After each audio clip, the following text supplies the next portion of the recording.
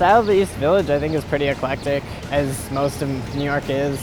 I think that's something that's amazing about the city. Everyone just is themselves.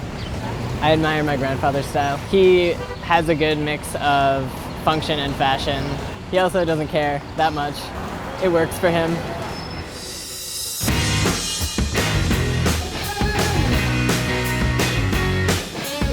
These are security tags.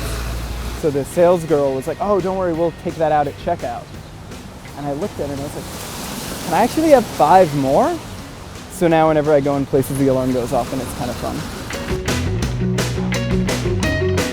I shop on a budget, so I'm looking for stuff in thrift stores, army surplus. My partner runs a fashion label. She's kind of been a big influence in my style. I used to think I was quite cool as a teenager and in my 20s, but I realised that I was a bit of a geek. My fiance bought me this vintage hat.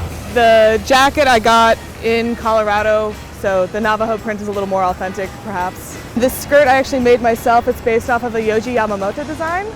And then my shoes are just Docs. They're really comfortable. And my bag's from Taskin's Theory. I made this. It's actually one of the first pieces I ever made from actually back in high school, and I've been wearing a variation of it ever since. This I made recently, an entire arm full of bracelet. I'm tall and not skinny, so I try to look at what looks good for me rather than what's in style. I've lived in the East Village since I moved to New York, and I would not live in anywhere else in New York. I love it here. It's just such a great artistic community. It's not pretentious. It is overwhelming in New York sometimes, the amount of inspiration that I find. You have to work harder to sift through what is really part of you and what is just in the now.